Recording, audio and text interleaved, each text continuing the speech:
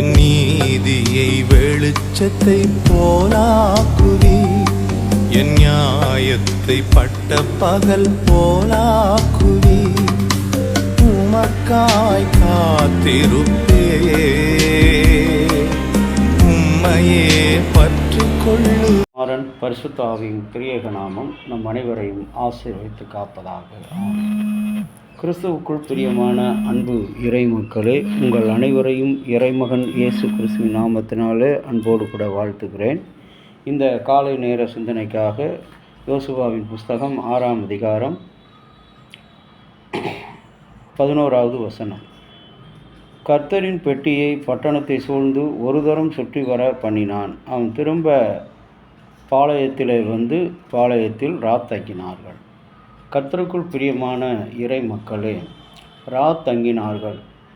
மனிதன் இன்றைக்கு உலகத்தில் தன்னுடைய வாழ்க்கையை நோக்கி பயணிக்கும்போது அவனுடைய உறைவிடம் எங்கே இருக்கிறது, அவனுடைய தங்குகின்ற இடம் எங்கே இருக்கிறது? வசதியான இடமா, செழிப்பான இடமா? ஆதியிலே ஆபிரகாமுடைய குமாரர்கள் தெரிந்து கொண்டதைப் போல செழிப்பான பகுதியை ஒருவனும் வறட்சியான பகுதியை ஒருவனும் தெரிந்து கொண்டதைப் போல இந்த நாளில் செழிப்பாக இருக்கிற பகுதியை தேடுகிற கிறிஸ்தவ விசுவாசிகள் இன்றைக்கு யோசுவா இந்த கர்த்தருடைய உடன்படிக்கை பெட்டியை ஆசாரியர்கள் வழியாக எடுத்து வரும் பொழுது அவர்களை தூக்கி வர சொல்லும் பொழுது அந்த பட்டணத்தை 4 முறை 6 முறை 7 முறை சுற்றி வர பண்ணுகிறான். அப்பொழுது அந்த சுற்றி வந்த பிற்பாடு மீண்டும் அதே பாளையத்தில் இறங்குகிறான்.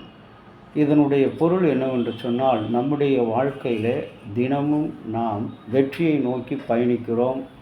தீமைகள் ஒன்றும் தொடரக்கூடாது, துன்பங்கள் நெருங்கக்கூடாது என்றெல்லாம் நாம் நினைக்கிறோம். ஆனால் துன்பம் என்ற ஒன்று இல்லை என்று சொன்னால், பாளையம் ஒன்று இல்லை என்று சொன்னால் நம்முடைய வாழ்க்கையில் மேடுகள் கிடையாது, உயர்வுகள் கிடையாது. அதைத்தான் ஆண்டவராகிய கடவுள் இஸ்ரவேல் மக்களுடைய பயணத்திலே யோசுவா மூலமாக அவர்கள் சுற்றி வந்து மீண்டுமாக பாளையத்திலே தங்கினார்கள். நாம் போய் வருகிற புறப்பட்டு போகிற இடம் பாளையமாக இருந்தாலும் மீண்டும் அதே பாளையத்திற்கு வர வேண்டும். ஆண்டவராகிய இயேசு கிறிஸ்து தூய பவுலடிகளார் மூலமாக மண்ணான மனிதன் மண்ணுக்கே திரும்புவான் என்று சொன்னதைப் போல மீண்டும் பாளையத்திலே வந்து தங்கினார்கள். இந்த தங்குதல் என்று சொல்லும்போது கடவுளோடு கொண்டிருக்கிற உறவு ஐக்கியத்தை குறிக்கின்ற அடையாளம். இரண்டாவது, கடவுளோடு இருக்கின்ற ஐக்கியம் என்பது அவரோடு நாம் செய்திருக்கிற உடன்படிக்கை, அவரோடு இருக்கின்ற அந்த அனுபவம். அதைத்தான் இந்த நாளிலே ஆண்டவராகிய கடவுள் யோசுவா மூலமாக நம்மிடத்தில் நினைவுபடுத்துகிறார். நாம் இருக்க வேண்டிய இடம் என்ன என்பதை கடவுள் அறிவார். சில பேர் தன்னுடைய வாழ்க்கையில் மேடான பகுதிகளில், உயர்வான பகுதியில், செழிப்பான பகுதியை தேடி ஓடுகிறோம். ஆனால் அது நாளடைவில் அமிழ்ந்து போகிறது, விழுந்து போகிறது.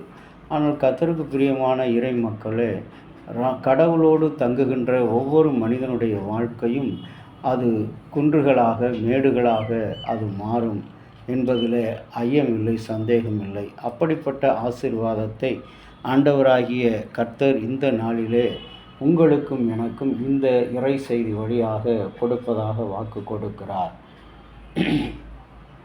ஆண்டவரை நோக்கி ஜெபம் செய்வோம். இரக்கமுள்ள பரலோக பிதாவே, ஒருவராலும் ஆண்டவரை திறக்கப்படாத வாசலை உடையவரும் அடைக்க முடியாத வாசலை உடையவருமாகிய எங்கள் ஆண்டவராகிய கர்த்தாவே, அல்வாவும் ஒமேகாவுமாக இருக்கிறவரே, நாங்கள் புறப்படுகின்ற இடத்தை அறிந்திருக்கிறீர். ஆனால் நாங்கள் நிறைவு செய்கிற இடம் என்ன என்பது எங்களுக்கு தெரியாது. அது மீண்டும் பாளையம் என்பதை இந்த நாளில் நீர் குறித்து கொடுத்திருக்கிறீர். இந்த யோசுவா 6ஆம் அதிகாரம் 11வது வசனத்தில் மீண்டும் நாம் கடவுளிடத்தில் நாங்கள் வர வேண்டியவர்கள் என்பதை எங்களுக்கு அறிவுறுத்துகிறீர். இந்த செய்தியின் வழியாக நாங்கள் எங்கே இருந்தாலும், எப்படி இருந்தாலும், எந்த உயர் பதவியில் இருந்தாலும் கடவுளிடத்தில் நாங்கள் வர வேண்டியவர்கள் என்பதை உணர்ந்து நடக்க எங்களுக்கு உதவி செய்தருளும். அப்பா பிதாவே, எங்களுடைய திருச்சபையை கண்ணோக்கி பாரும், ஒவ்வொரு நிறுவனங்களையும் கண்ணோக்கி பாரும். பேராயர், ஆலோசனை சங்க செயலர், உறுப்பினர் அனைவரையும் உம்முடைய அருட்கண்ணால் நினைத்து ஆசீர்வதி. இயேசு கிறிஸ்துவின் நாமத்தில் வேண்டிக் கொள்கிறோம் நல்ல பிதாவே, ஆமென்.